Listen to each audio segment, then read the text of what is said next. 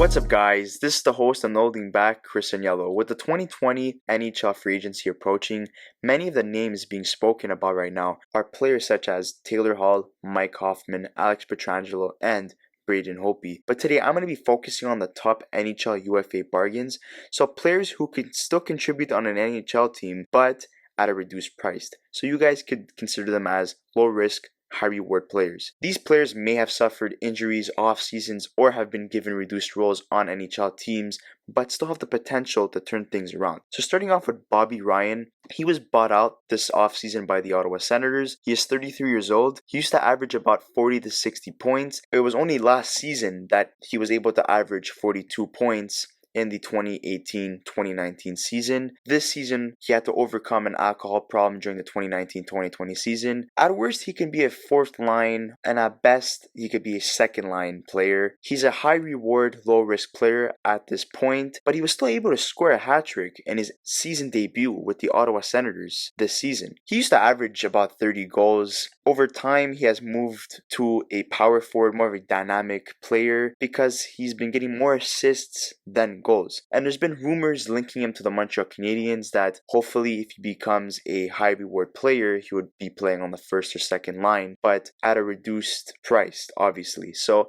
I would see him getting paid around $1.5 to $2 million at a one-year deal. I think even a team like Colorado Avalanche could benefit from his services if he ends up panning out, and pairing him up with guys like Ratinen, Langeskog, or McKinnon would be fantastic for him and help him bring back his game. Now moving on to Pat Maroon. At 32 years old, he's a solid penalty killer. He has become a fourth line player this season with the Tampa Bay Lightning. Obviously they have so many fantastic players, so I didn't really see him moving up in the lineup. So a fourth line role was comfortable and perfect for him. He brings intensity. He's a very aggressive player. That's the style of play he uses during his games. He played first line with the Edmonton Oilers, obviously being paired up with McDavid. He had a season high of 42 points in 2016-2017 with McDavid. Obviously, that's never going to happen again. He's never going to be able to play with a high caliber player like McDavid. He's going to be reduced to a third or fourth line role. He won the Stanley Cup in his hometown with St. Louis last season and has been in the Stanley Cup finals this season. So he has a winning mentality. He used to average about 20 to 30 points a season. This season, being reduced to a fourth line role doesn't really help his point production. He rises to the occasion. He's a playoff performer, as we saw last season in St. Louis's Stanley Cup run. So if he wins a Stanley Cup once again this year, back-to-back years, his value is going to go up in the UFA market. Don't expect anything higher than a $2 million, $2.5 million contract at 1 year. This guy would really benefit and help players that are lacking depth on the third and fourth line. So don't be surprised if you see another contender signing him, using his services to help benefit and increase the depth on a very good team. So Conor Sheary, his point production has really declined since he got dealt from the Pittsburgh Penguins to the Buffalo Sabres. He had a career season playing alongside Crosby on the top line. He was able to get 2 Stanley Cups in 2016 and 2017. He picked up his game in his second stint with the Pittsburgh Penguins after being reacquired by Pittsburgh from Buffalo. He's a solid third line player. He's not really known for his skill. I would consider him more of a grinder. He still has the potential to put up 30 points a season, but I think it's a situation where he's lacking confidence. He needs to gain his confidence to become the player that he once was. He is 28 years old. He still has time to pick it up again. Buffalo is known for killing people's confidence,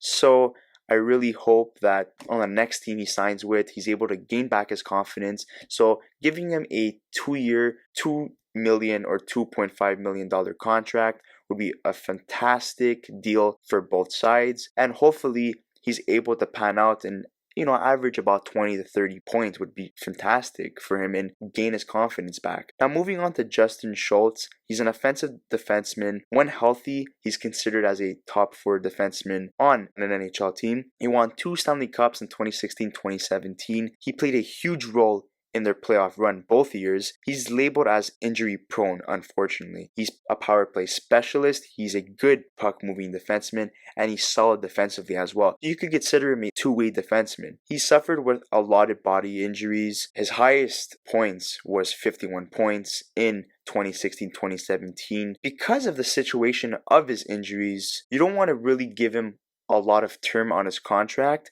but giving him a 1-year deal at $2.5 to $3 million would really test this player and see if he's able to play a full season or at least close to a full season. And if he's able to pan out, re-sign him. He's only 30 years old. He still has time. He has the skill and potential to become the player he once was. He's never going to reach 51 points ever again, but you could see him averaging maybe 20 to 30 points if he's playing at potential he's supposed to be playing at. Now moving on to Matt Martin at 31 years old. He's your typical fourth line player. He's a penalty killing specialist, a shutdown and aggressive style of player. He averages about 10 to 15 points a season, so he's not really known for generating a lot of points because he's a fourth line guy. He's your typical hockey capable enforcer. Lamoriello loves him because he's a veteran and he plays a defensive style of game which is known from the New York Islanders. Not only that, he's a leader in the locker room. He's always able to contribute in tough games. When the intensity is there, he's able to provide a good solid checking type of game. He always gets in front of the net. So that's what he's really known for. So if you're really lacking on the fourth line, this is the type of guy to sign.